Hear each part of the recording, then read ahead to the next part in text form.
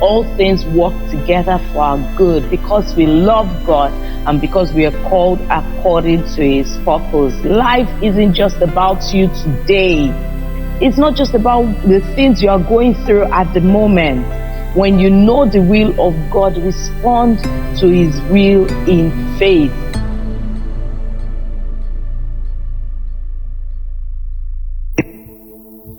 Hello everyone and welcome. You're welcome to Breaking Bread Thursdays. How is work going? How was work today? Good morning, good afternoon, good evening, wherever you are.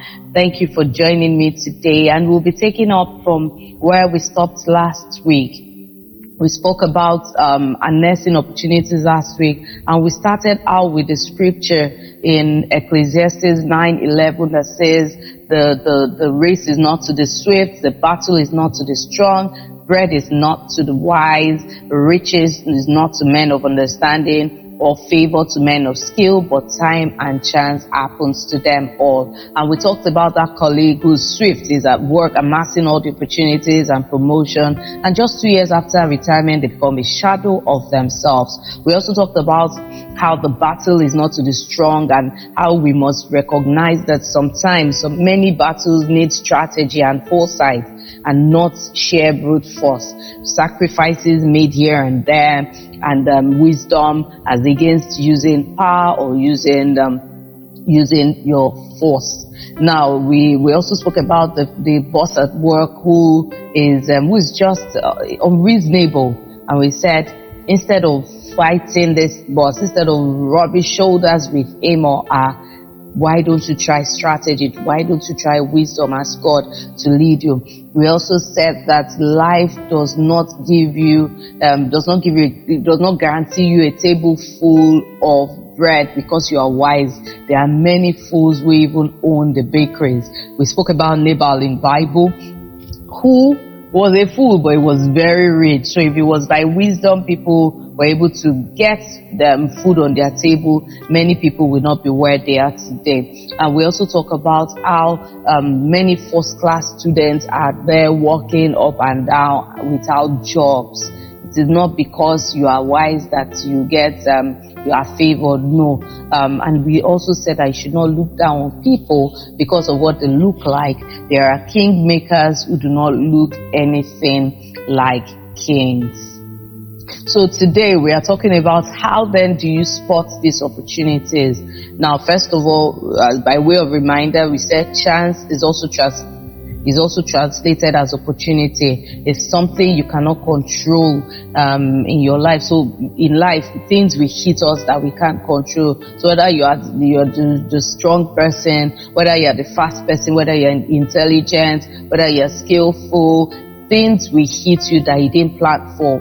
And when it hits you, you must learn to respond well, because if not, that situation will not work to your advantage. And there are two thoughts today. Our natural abilities and professional trainings are not enough to guarantee success.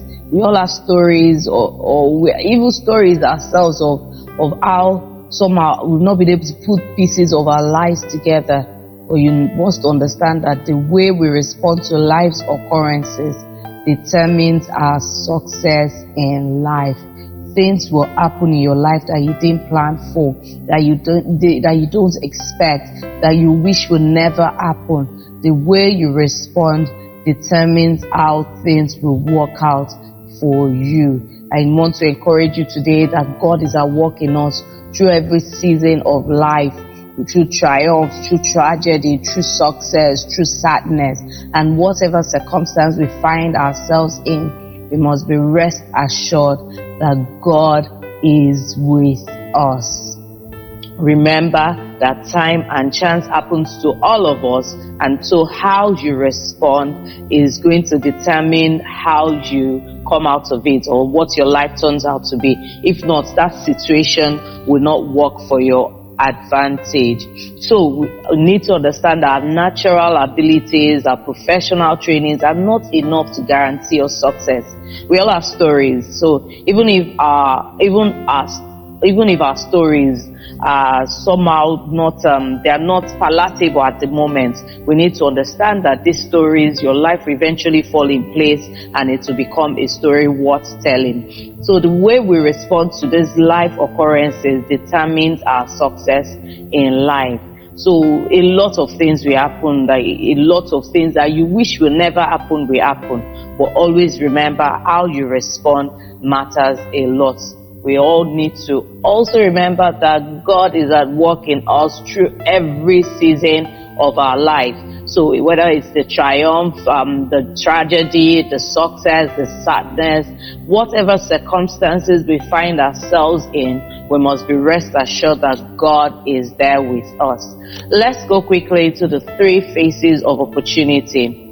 We talk about 1, the phase of chaos. So when things are thrown out of order, we get a little ruffled and feel like, oh, this is not what I was expecting, and we shut down. But you need to understand that opportunity doesn't always come when things are sequenced or are in order or as we expect. Sometimes when we ask to see the power of God, it comes through the storm. It comes when there is chaos. That's when the opportunity comes.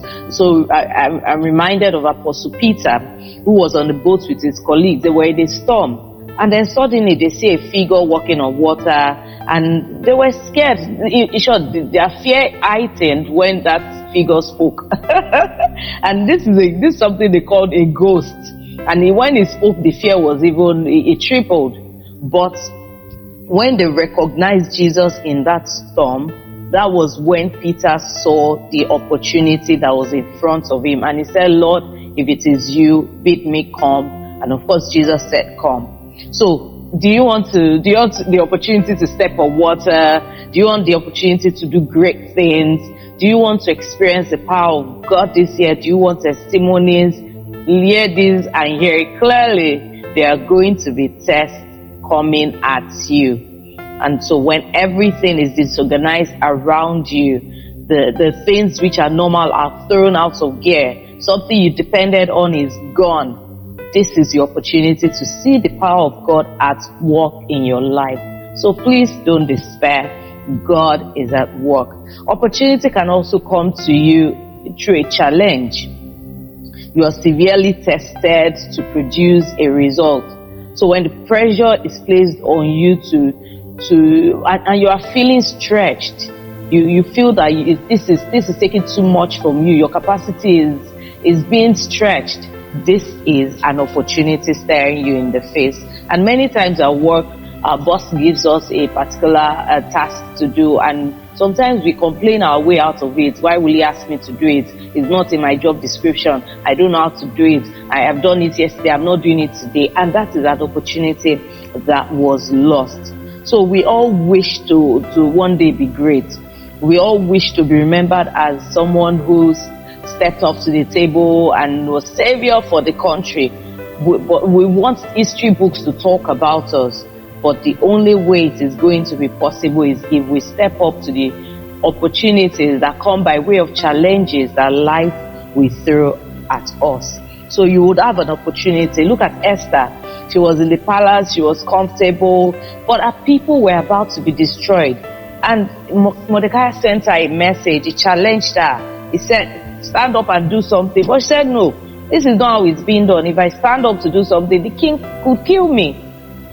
And Mordecai replied that even if you don't do it, God will still raise help and you will lose your own life in the process. And then she took that challenge and said, okay, you know what? Even if I die, if I perish, I perish. And we know how the story went. She became the redeemer of the nation. There may be a challenge at work.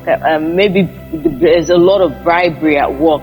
There's a lot of, the people are cutting corners to do things. It is a challenge. You know that speaking up, you might lose something speaking up, but if you don't recognize it as your opportunity that God is placing across your way, you will just find out that you don't stand out and nothing outstanding happens in your life. So your desire to be great, to be a great person will not come to you already prepared. It will come through a challenging opportunity. Many of us look at Nelson Mandela now and look at how his life turned out. But if Nelson Mandela, if his wife did not take the opportunity, did not take the challenge to get married to him, if Nelson Mandela did not take the challenge to fight for his country, he wouldn't have become the president that he was while he was in power. So the great doors will be opened, but many times they do not come pretty. They look challenging. Another phase of opportunity you can recognize is through your calling. When you find out that life has prepared you to play a suitable role, and this is what people are most familiar with. In Luke 4, we read that Jesus went to the temple. He picked up the scrolls and read, "The Spirit of God is upon me. He has anointed me," and he completed. He closed his book and went away. Now we see that people had heard about him. They were expecting something from him. But at that time, when he stood up to read that scroll, he recognized his opportunity and he stepped into it. Opportunity is recognizing your calling at a time in history when you know that is why you have come to you've been born.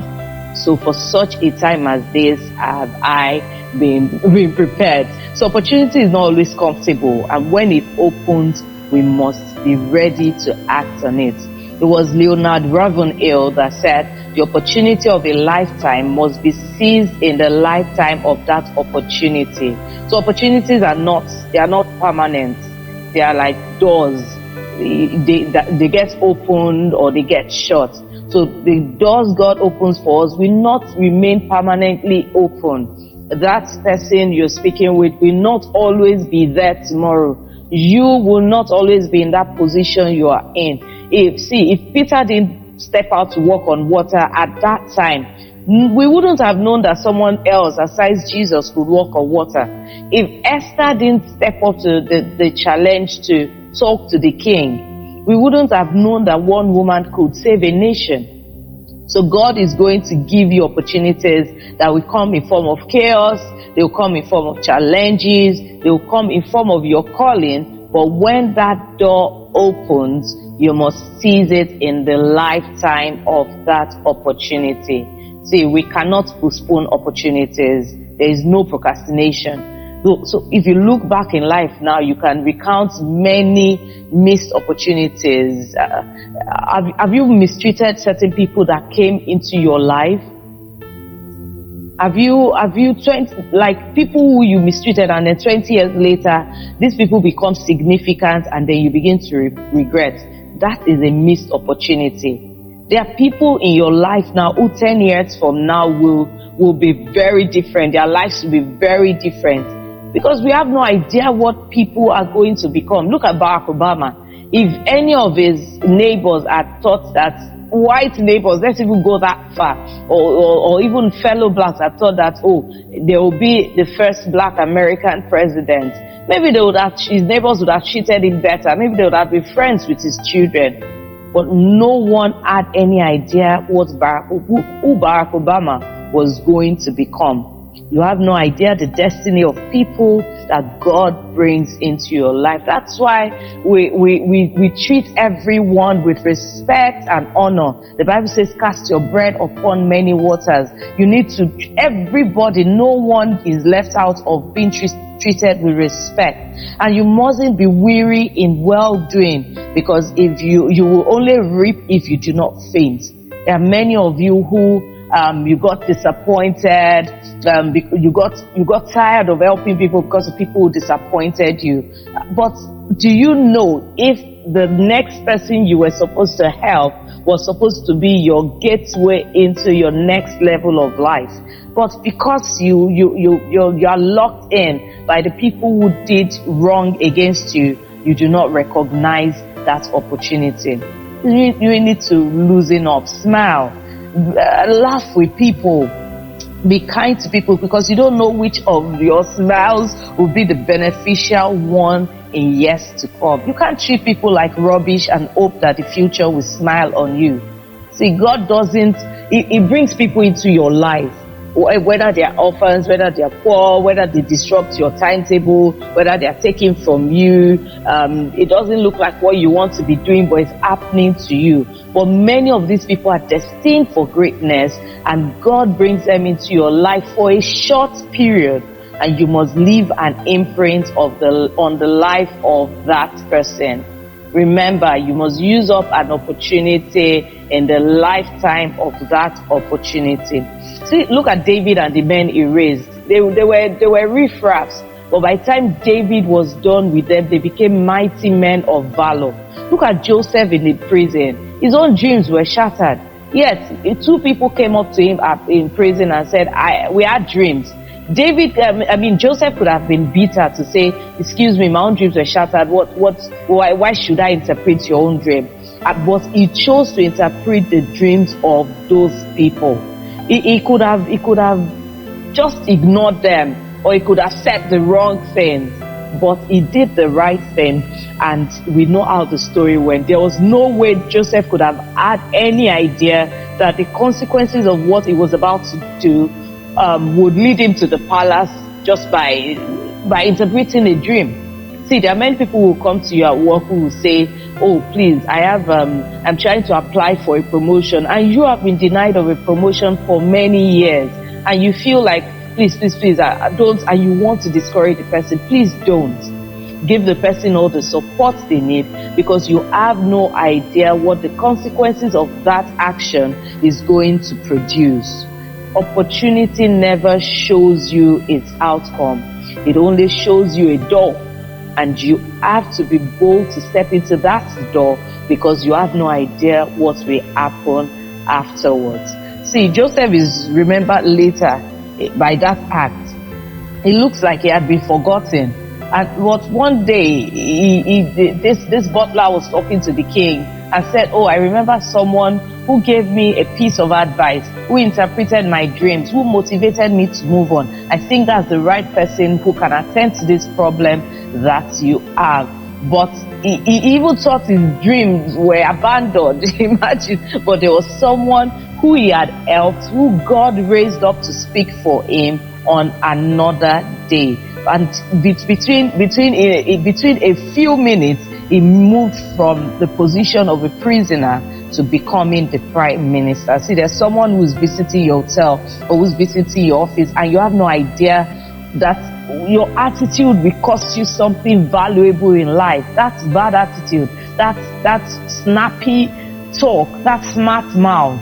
That's disdain that with which you relate with this person. You have no idea that it will cost you a valuable position in life. There are people who, when they get to a place of work to submit a file, everyone is demanding bribe, and you don't know that this person who is begging for you to sign his file is going to be the richest person in the country in a few years.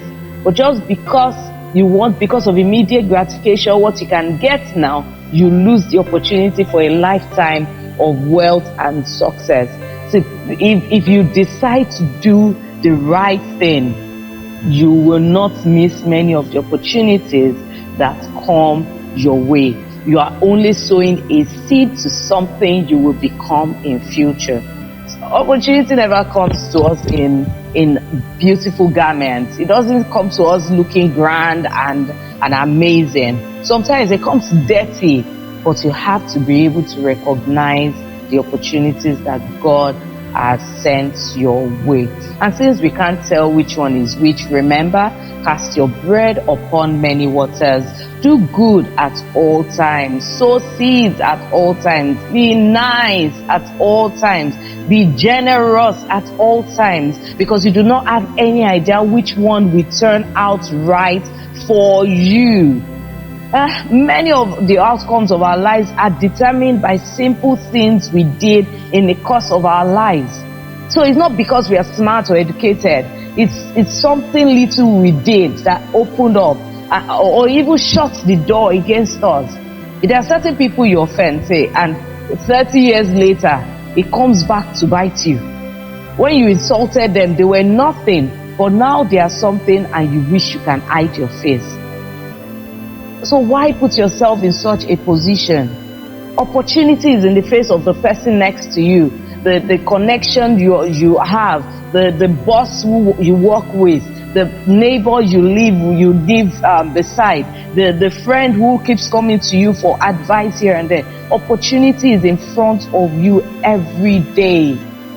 You are my opportunity. I am your opportunity. Who knows where God is taking us to? That person may be the one who will speak for you in front of the king. This person may be the one to save your life tomorrow. This person may be the one to help you out of trouble. This person may even be the one who will hold your hand and guide you. We've heard of cases where people turn out to be the doctors who rescued them later. You have no idea what is going to happen, and since we can't predict the outcomes of the things we do in life, give every opportunity the best shot. Do good all the time. Help people all the time. You can't tell who you treat well and who you shouldn't treat well. Don't. It's not in your place to choose. Because in life, there are people who are rich today who become poor tomorrow. There are people who are poor today who become rich tomorrow. There is opportunity everywhere. And even those customers who don't seem impressive, who look like they are stressing the life out of you, leave a good impression when you're doing business with them, when they come into your office, because you don't know who this person is related to and where it will tell your story. Opportunities when challenges, when we meet people, we have opportunities for referrals. And this is where we get the best advertisement ever. This person can begin to speak for you in strategic places, just like the butler did in Joseph's story. So tell me, what kind of consultant or PR agent can get you that result, take you from the prison to prime minister? How much would you pay if you were to pay for that? And even after paying, many of them you will not see results. But because Joseph was kind to someone, that was the best advertisement ever. That was the best referral ever. And it turned out well. Tomorrow you will meet somebody and you have no idea what they will become. I have no idea who they will become. So sow a seed with the opportunity of your destiny in mind. Be kind. Be nice. I say it again. Be generous. Be good to people. Be patient with people. Be understanding. Give people a second chance. I know this man messed up. Give him a second chance. Forgive people, because you have no idea what kind of seed you are sowing. I remember Apostle Paul, who went through a lot of problems. He went through a lot of troubles. It didn't look like anything was going to come out of anything good was going to come out of him. He was thrown in prison. He was shipwrecked many times. He had the most tumultuous ministry that we read and that we can read in the Bible. But in Philippians 1 verse 12 to 14, Message version, Paul had this to say. He says, I want to report to you, friends, that my imprisonment here has had the opposite of its intended effect. Instead of being squelched, the message has actually prospered. All the soldiers here and everyone else too found out that I am in jail because of this Messiah. That piqued their curiosity, and now they've learned all about him. And not only that, but most of the Christians here have become far more sure of themselves in the faith than ever, speaking out fearlessly about God and about the Messiah. So it's easy for us to read this and feel like, oh wow, Paul eventually we knew he was going to succeed. But in the time while it was happening to Paul, it didn't look like it. Jesus had promised Paul that he would bring him before kings to share the gospel with the king. But how was it going to happen? Caesar was in Rome, Paul was in Jerusalem. How will you expect a Jewish preacher to stand in front of a Roman king? But Jesus had promised it, and Paul must have wondered many times, when is this prophecy going to come to pass? When is it going to happen? God, how much longer? God, are we still on track? Just like many of us, we have great visions, we have great dreams concerning our positions at our places of work, in business, in the industry, in our businesses, and we are constantly asking God, how is it going to happen? When is it going to happen? When are you going to bring this prophecy to pass? One day, for Paul, he gets arrested. He goes through a lot of trouble, and everything brought him to stand before Caesar. See, it's not always going to happen the way you imagine it. For Paul, we would have said, okay, for him to stand in front of the king, maybe he would have received a letter from the king saying, oh, Paul, we see the great things you're doing. We have a Lamborghini out there to pick you up. Or we have a special ride out there to pick you up. Come to the palace, let's talk to the king or something. But no, Paul went through, he went to stand before the king on the back of chaos. That was where his opportunity came from. So we need to understand the opportunities of God comes through crisis, chaos, challenges, trouble, tragedy, tests, trials, danger, many things that we do not plan for. But you just find out that when you go through them and you do not die, something that kills many other people doesn't take you down. God is showing you an opportunity in front of you. So God will keep opening doors even as you go through those tough moments. You have no idea the opportunity God is creating for you, even when it looks like things are not working out. Paul was eventually able to say that the things which happened to him, they turned out for his advantage. And you can look at that life and begin to say that God, I realized that God was there all along. So how do you take advantage of opportunities when you see them? The first one is recognize God's sovereignty over life's occurrences. We can't control everything. Famine, people mistreating you, betrayal, things will eat you that you didn't expect. But you need to recognize that God rules in the affairs of men. And that person is Jehovah. Things don't just happen to you without his approval. So be rest assured that if God is in control, then whatever it is I'm going through is just for a moment. This too shall pass. Another way to take advantage of opportunities is to see your life in the light of God's larger purpose. Don't live for yourself. What is the way your story works out into God's larger purpose? Sometimes God may be using your story to encourage others. They see you, how you are handling that trouble, and they are propelled to continue doing the good work. You know, there was this staff, his colleague, because of something wrong that his colleague did, he lost his months. They were on a salary, commission-based salary plan, and he lost his payment for that month because of what someone else did. By the 20th of the month, when the announcement was made, there were two of them. The other two of them it was demoralizing. Who wouldn't be? You've done everything you should have done, and because of someone else's negligence, you lose your take home.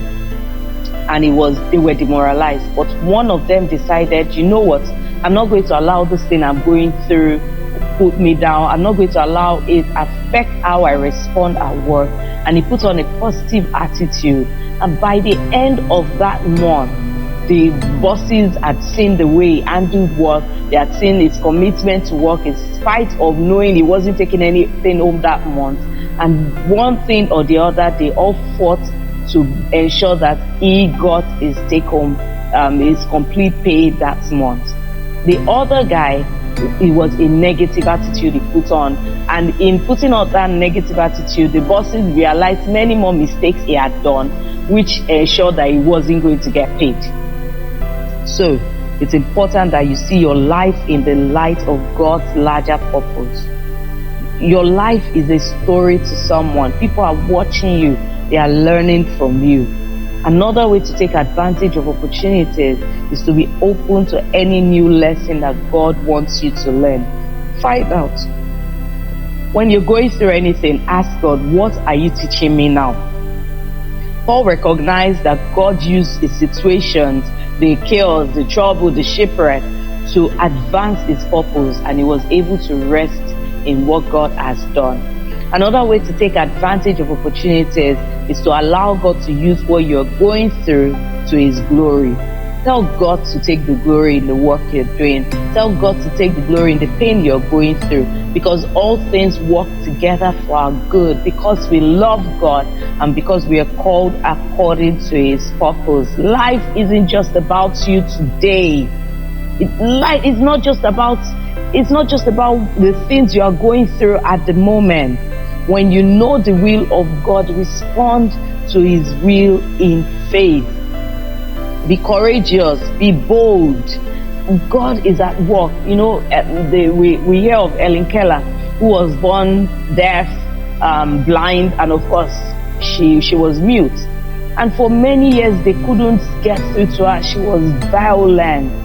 There was no way they could communicate with her. And then they got her a new teacher who was partially blind. The woman tried everything, it didn't work. Until one day, Helen Keller, water dropped on her hand, and her facial reaction changed. And the teacher seized that opportunity and began to inscribe on her palm the words called water, just to imply that this thing you're feeling in your hand is water. And that was how Helen Keller began to learn how to communicate. She's the one who also said it, that when one door of happiness closes, another opens up. But often we look so much at the closed doors that we do not even see the ones that has been opened for us. This is why people miss opportunities. We get drowned in, if only my daddy had sent me to university, I would have done this. If only the boss had signed my papers, I would have gotten the promotion. If only. But I need you to understand that anytime you keep saying if only, you are looking at a closed door. But the good news is that another one has been opened. Stop looking at it. For Helen Keller, the doors of speaking, seeing, hearing were closed. But God opened the door of learning to write or learning by writing on her palm. So that was how she was able to embrace learning. She became successful and inspired a lot of people. Long after her death, she still inspires people. So stop staring at that closed door. If only I had gone to school. If only I had done this. It didn't happen. So get used to it. It's gone. It's broken. Forget about it. If only that boy had been nice to me. He wasn't nice to you. So get used to it. If only I have a strong body. You do not have a strong body. Get used to it.